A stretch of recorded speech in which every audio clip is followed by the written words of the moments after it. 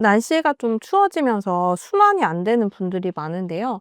이 중풍을 막고 뇌혈류를 살리는 5단계 운동이 있다고 하셨어요. 이제 요게 어떤 건지 소개 한번 부탁드릴게요. 혈류순환 중에서 두 가지가 가장 중요한데 심장 혈류순환, 그 다음 뇌혈류순환이거든요. 뇌혈류가 떨어지게 되면 우리가 정말 심각하다고 여기는 중풍, 그러니까 뇌졸중이죠.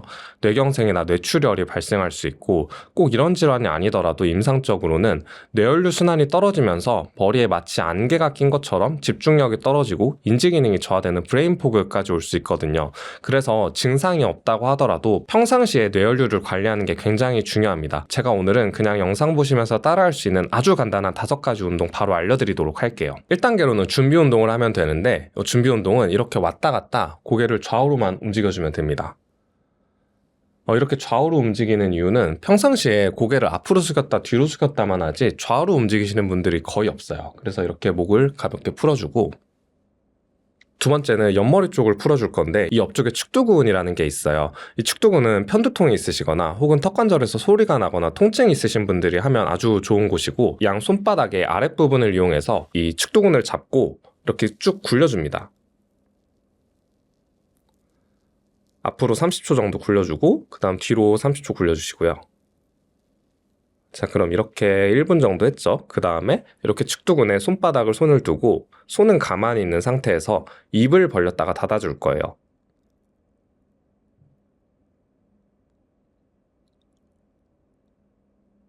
이것도 10번 반복해줍니다. 그 다음 3단계로 흉쇄유돌근 마사지를 할 건데, 흉쇄유돌근은 이렇게 옆에서 봤을 때 귀에서부터 시작해서 쇄골까지 이어지는 굉장히 큰 근육이에요. 그래서 이렇게 대각선으로 있거든요. 얘는 쉽습니다. 이렇게 집게 모양을 하고 흉쇄유돌근을 잡아서 꾹 눌러주면 됩니다. 사람마다 아픈 부위가 좀 달라가지고 본인이 제일 뭉친 부위를 30초 정도 눌러주시면 됩니다. 네 번째로는 사각근 마사지인데요. 사각근은 흉쇄유돌근 바로 뒤에 있어서 쉬운데, 아까 흉쇄유돌근이 이렇게 대각선으로 있었잖아요. 사각근이 흉쇄유돌근을 제끼고 나면 뒤에 이렇게 손가락으로 튕겨보면 실처럼 만져지는 근육이 있어요. 여기가 바로 사각근인데, 특히 팔저림이 있으시거나 좀 손이 차고 이러신 분들이 하면 좋고요. 손가락 3개를 모아서 이렇게 사각근 옆목 쪽에 두고 고개를 같은 방향으로 이렇게 까딱까딱 해줍니다.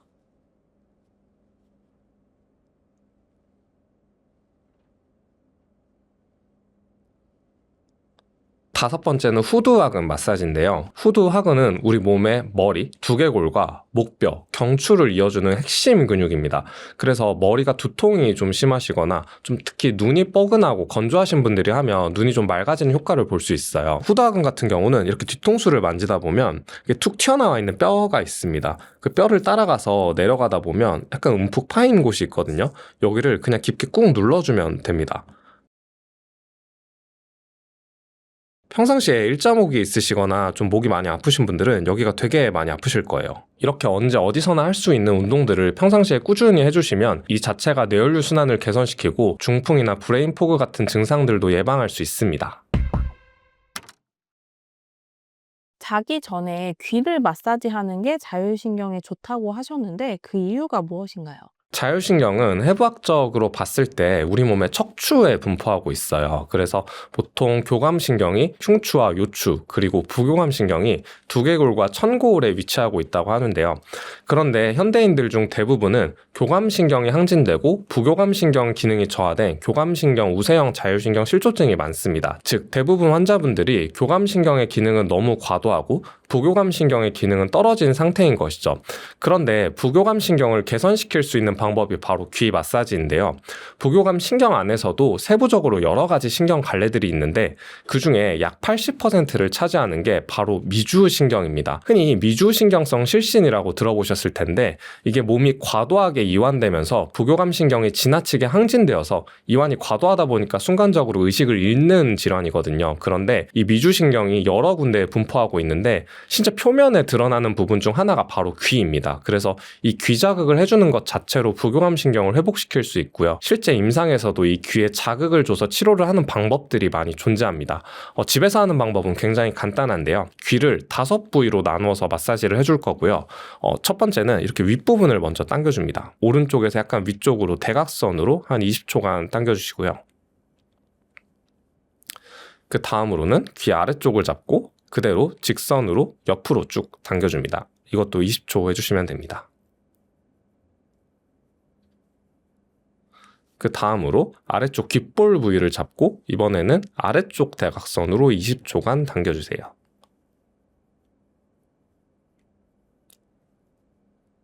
그 다음에 이 귀 바깥쪽 말고 안쪽 부분은 이제 눌러줄 거거든요. 위쪽과 아래쪽을 나누어서 이 턱관절 기준으로 약간 위쪽 부분을 그냥 손가락으로 꾹 눌러줍니다. 여기도 20초 눌러주시면 돼요. 그 다음으로 약간 아래쪽을 잡고 다시 20초 눌러줍니다. 한번 마사지 하실 때 이 과정 자체를 3번에서 5번 정도 반복해 주시면 됩니다. 그 다음 귀 안쪽은 눌러줄 건데 실제로 한의학에서 이 귀 안쪽에 혈자리들이 굉장히 많거든요. 그런데 여러분들은 혈자리를 구분하실 필요는 없고 위쪽과 아래쪽 두 군데로 나눠주시면 됩니다. 위쪽을 먼저 이렇게 움푹 파인 곳을 20초 정도 눌러주시고요. 그 다음으로 아래쪽을 20초간 눌러줍니다.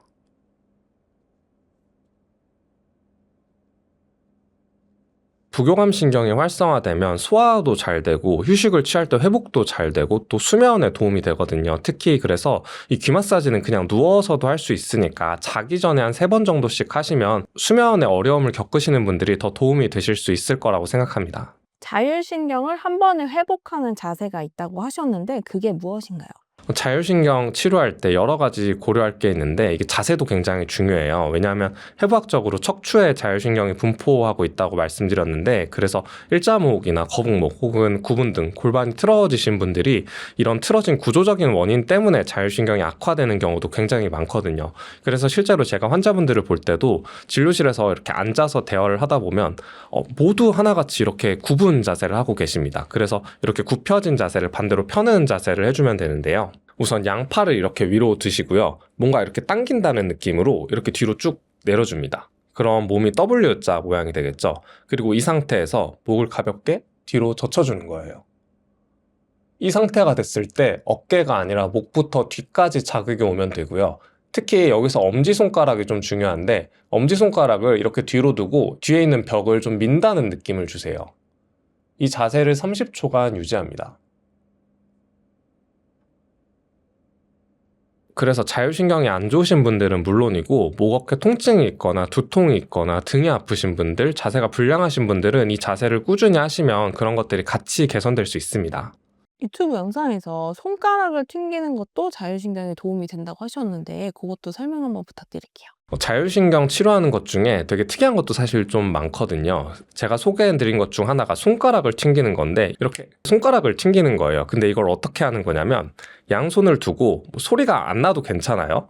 오른손, 왼손, 오른손, 왼손, 오른손, 왼손 이거를 이렇게 반복하는 건데 이게 무슨 원리냐면 이렇게 양측에서 뭔가 소리가 나고 행동을 하는 자극을 주는 거거든요. 이게 실제로 정신과에서 트라우마 치료를 할 때 쓰이는 EMDR이라는 기법의 원리와 똑같은데 양측성 자극을 동일한 박자로 주게 되면 이 자체로 신경이 안정되는 효과가 있습니다. 그래서 이렇게 손가락을 튕길 때 막 이렇게 빨리 하는 게 아니고 규칙적으로 해야 돼요. 20초를 시행할 때 이렇게 하나, 둘, 하나, 둘 이렇게 규칙적인 속도로 하시면 도움이 될 수 있습니다. 반대로 운동 중에서 자율신경 실조증에 안 좋은 운동이 있다고 하셨는데 그게 어떤 것들인가요? 제가 우선 치료하는 입장에서 제가 세상에서 제일 싫어하는 운동이 있는데 바로 크로스핏이고요. 그러니까 기본적으로 운동을 하라고 하면 환자분들이 막 그냥 가볍게 하는 게 아니라 또 막 좀 열심히 하려고 하니까 되게 뭐 헬스장을 좀 많이 가세요. 뭐 PT 같은 것도 하시고 되게 좀 피땀을 흘려야 운동이 좀 되는 그런 느낌이 있나 봐요. 근데 기본적으로 뭐든지 과도하면 문제가 되는데 강한 근력 운동은 자율신경에 아주 치명적일 수 있습니다. 왜냐하면 운동을 하고 났을 때 느낌을 떠올려 보시면 심장도 조금 두근거리고 땀도 많이 나고 근육도 좀 긴장되고 심지어 운동하고 더 쑤시고 아픈 분들도 계시죠. 이게 강한 근력 운동은 교감신경이라는 걸 굉장히 강하게 항진시키는 효과가 있습니다. 그래서 일시적으로 운동을 하고 났을 때는 괜찮은 것 같은데 시간이 지나고 나면 교감신경이 원래 항진되셨던 분들이 더 항진이 되는 효과가 있어요. 그래서 그래서 교감신경으로 인한 대표적인 증상이 근육 뭉침이나 통증, 두통, 소화불량 이런 것들인데 강한 운동을 하고 나면 이런 증상들이 더 심해질 수 있고요.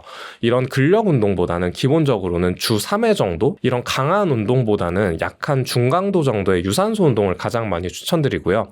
유산소 운동이라고 하면 러닝, 실내 자전거, 수영 이런 류의 운동을 많이도 아니고 일주일에 3번, 한 번 할 때 30분 정도 하시면 됩니다. 이게 실제로 존투 운동이라고 해서 건강을 위해서 세계보건기구에서 지정한 운동 강도거든요. 최대 심박수가 70% 정도 되면 되는데 이게 어떤 느낌이냐면 내가 예를 들면 러닝을 한다고 했을 때 달리기를 하면서 심장은 약간 두근거리고 호흡도 좀 가쁘지만 이때 노래를 흥얼거리거나 옆 사람과 대화를 할 수 있을 정도의 운동 강도라고 생각하시면 됩니다. 그래서 처음에는 운동을 하루 했으면 쉬고 이런 식으로 중강도 운동을 하시다가 나중에 근력이 부족하신 분들은 나중에는 근력 운동을 해야겠죠. 몸이 많이 회복되고 나서 이런 유산소 운동과 근력 운동을 병행하시는 게 가장 좋습니다.